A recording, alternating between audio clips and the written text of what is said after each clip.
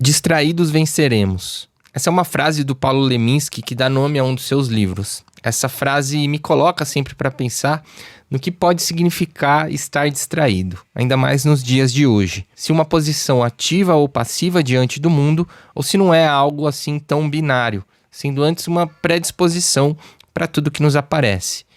Ou então que seja o contrário, estar avesso às coisas fixas do mundo e mais aberto ao banal, ao que pouco importa, aos pequenos sentidos e detalhes. Essa frase, distraídos venceremos, dá nome a um livro publicado em 1987 e eu, que sou nascido em 1992, não posso deixar de sentir que ela remete a um mundo anterior e já um tanto inacessível. A internet entrou na minha vida logo na infância, ainda discada e sendo um lugar que se acessava. Não essa coisa que hoje permeia nossa vida em todos os seus buracos. Eu quero falar hoje sobre o fenômeno do brain rot, que pode ser traduzido como apodrecimento cerebral, ou coisa parecida. Esse termo, na verdade, é um tanto difuso, vem sendo apropriado por diferentes grupos que se organizam digitalmente, especialmente os mais jovens. No ano passado, o termo foi escolhido como palavra do ano pelo dicionário de Oxford, o que não significa muita coisa para além da própria popularidade do termo. Segundo apurado por algumas matérias que estão linkadas aqui na descrição do vídeo, o termo foi inicialmente usado pelo autor Henry David Thoreau, no seu famoso livro Walden, ou A Vida nos Bosques, em que ele já se queixava em meados do século XIX da tendência da sociedade a privilegiar a simplificação em detrimento de um pensamento mais complexo.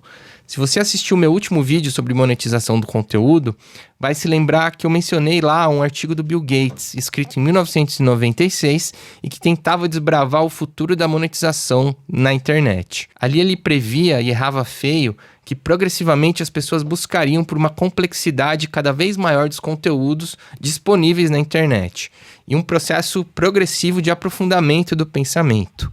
Mas a verdade é que o capitalismo, tão bem representado pelo Bill Gates, venceu esse potencial criativo e de expansão do conhecimento que a internet representava em algum momento, através de um dos mais geniais e perversos mecanismos já criados. A internet criou uma transmissão direta entre a atenção humana e a extração de valor econômico dela. Hoje, o seu e o meu tempo de descanso e de lazer, que é usado em plataformas de conteúdo, está obrigatoriamente sendo convertido em valor econômico de alguma forma. A disseminação dessa possibilidade fez com que o cerco se fechasse em torno dessa ideia já tão forte na nossa sociedade da necessidade de se tirar valor de todas as coisas, de todos os nossos segundos. Hoje, nossa moralidade e ética já se dão em relação a parâmetros que se reportam diretamente ao nível de lucratividade que é associado à mensuração ditada pelas plataformas digitais.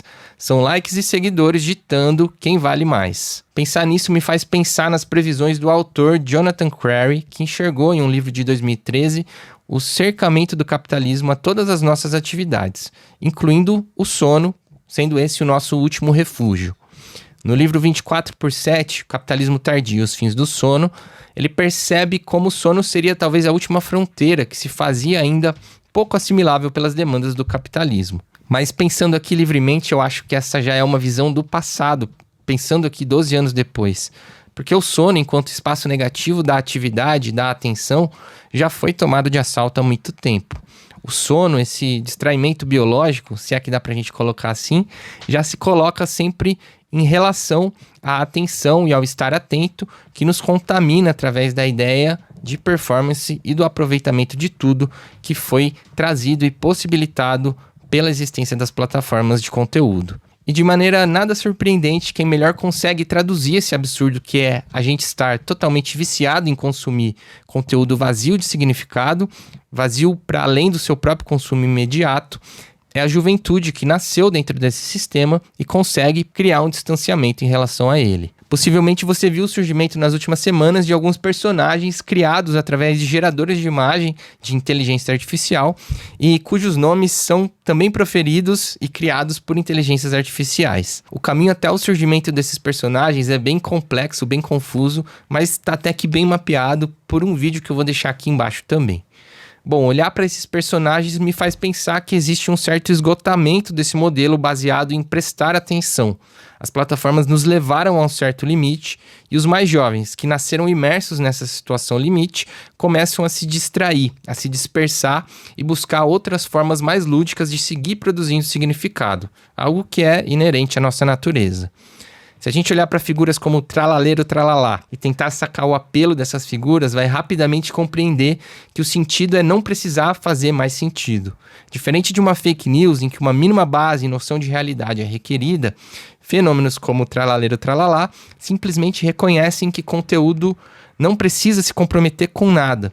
É possível brincar com as possibilidades estéticas e combinatórias dessas novas tecnologias, que por mais assustadoras que sejam, ainda têm muitas frestas, muitas imprecisões e que precisam ainda ser operadas para poderem criar coisas. Ou seja, esse gerador de lero-lero com muitos esteroides acaba por dar vazão a uma nova expressão cultural nesses tempos de vídeos curtos.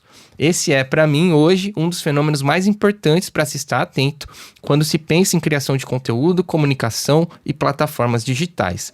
Afinal de contas, se o nonsense de repente é mainstream, significa que algo se esgotou ou foi rompido. A ideia do vídeo de hoje foi me deixar levar por algumas ideias e tentar fazer desse passeio algum sentido, algum pensamento. O canal aqui está só começando e eu gostaria muito de ter a sua opinião. Então fique à vontade para usar a caixa de comentários para a gente poder conversar.